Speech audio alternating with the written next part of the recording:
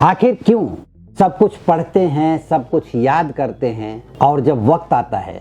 जैसे परीक्षा आती है, एग्जाम आता है या स्टेज पर आप कुछ बोलने गए हैं, वहां ब्लैंक हो जाते हैं? आखिर कारण क्या है?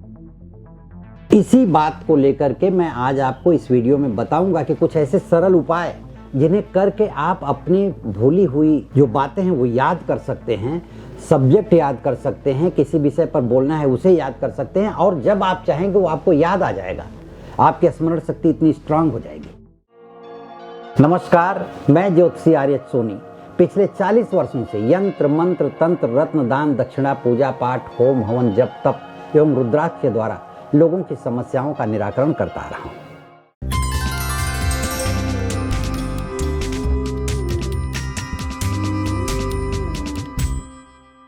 किसी भी शिक्षा का उद्देश्य यही होता है कि ज्ञान को प्राप्त करके उसका सही समय पर उपयोग करना। ज्ञान प्राप्त हो गया और उसका सही समय पर आपने उपयोग नहीं किया तो ऐसा ज्ञान मिथ्या समझा जाता है। प्रत्येक मनुष्य की अपनी अलग अलग क्षमता होती है किसी भी विषय को याद रखने की, लेकिन उच्च स्तर की जहां पढ़ाई की बात होती है तो विषय को सही क्रम में याद रखना बहुत ही आवश्यक होता है।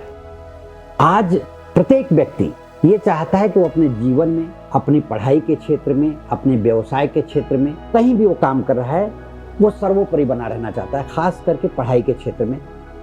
लेकिन आज का रहन सहन, आज की जीवन शैली, आज का खान पान,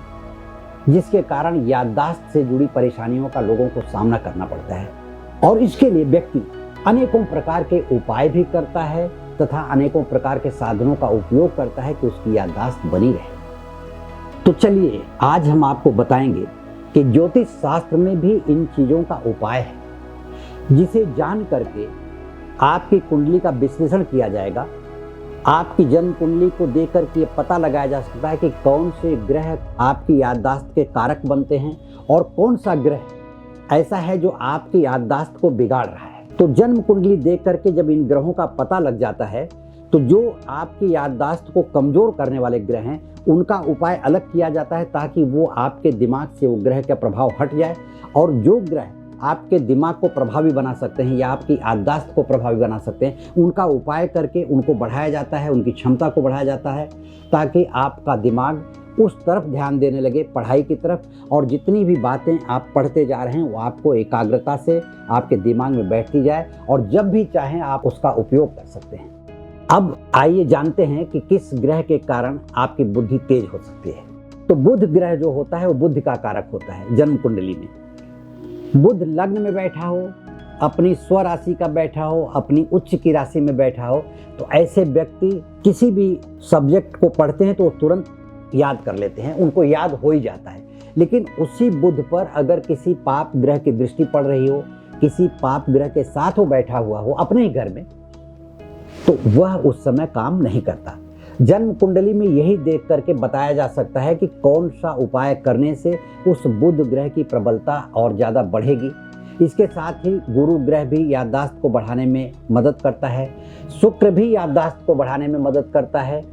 शनि भी याददाश्त को बढ़ाने में मदद करता है। लेकिन इन ग्रहों की स्थितियों को आपकी जन्म कुंडली के अनुसार देखा जाएगा कि लग्न कौन सा है, राशि कौन सी है, लग्न का तत्व कौन सा है, वो अग्नि तत्व का लग्न है, वायु तत्व का लग्न है, पृथ्वी तत्व का लग्न है, आकाश तत्व का लग्न है, मतलब किस तत्व का लग्न है उसके अनुसार उसका उपाय किया जाए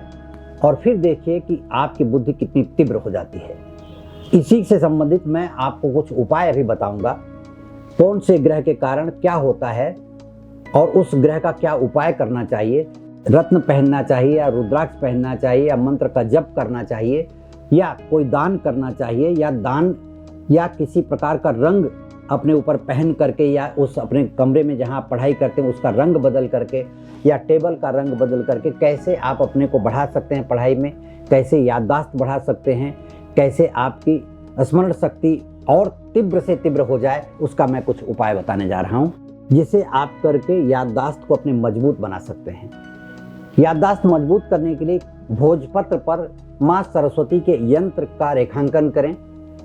अष्टगंध की स्याही से और अनार के लकड़ी की कलम से किसी भी पुष्य नक्षत्र में उस यंत्र को बना करके उसे फोल्ड करके चांदी की ताबीज में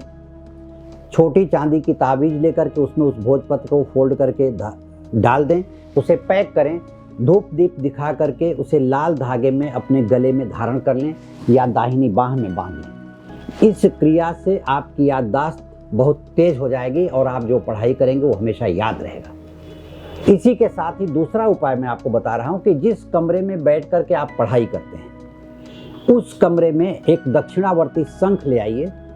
छोटा सा दक्षिणावर्ती शंख ले आए। शंख लाने के बाद में उसको पंचोपचार पूजन करके उसमें चावल पीला करके आप भर दें, उसे एक स्टैंड पर रखें। अगर स्टैंड ना हो शंख का तो एक कटोरी में चावल पीला करके रख दें और उसी के ऊपर शंख को रख दें। शंख रखने के बाद शंख का जो पतला वाला मुंह होता है वो उत्तर की तरफ रहे। और ध्यान रहे ये शंख आपके कमरे में ऐसी जगह होनी चाहिए जहां आप पढ़ाई करते हैं तो शंख आपके सामने दिखे। इस उपाय से आपकी याददाश्त बढ़ती जाएगी और पढ़ाई में याददाश्त के कारण जो रुकावट आ रही है वो हमेशा के लिए खत्म हो जाएगी और आप पूरी ज़िंदगी किसी भी सब्जेक्ट को जब पढ़ेंगे इस उपाय को करते हुए तो आपके हमेशा वो सदैव ध्यान में रहेगा। चाहे आप घर पर रहें, बाहर रहें, परीक्षा देने जा रहे हैं, इंटरव्यू देने जा रहे हैं या किसी सब्जेक्ट पर कहीं वक्ता के रूप में बोलने जा रहे हैं तो भी आपको ये बातें याद रहेंगी कि आपको क्या कहना है, क्या लिखना है, क्या पढ़ना है। इसके साथ ही आप कुंडली का विश्लेषण करवाने के लिए या व्यक्तिगत रूप से मुझसे परामर्श करने के लिए इस वीडियो के नीचे दिए गए लिंक पर क्लिक करें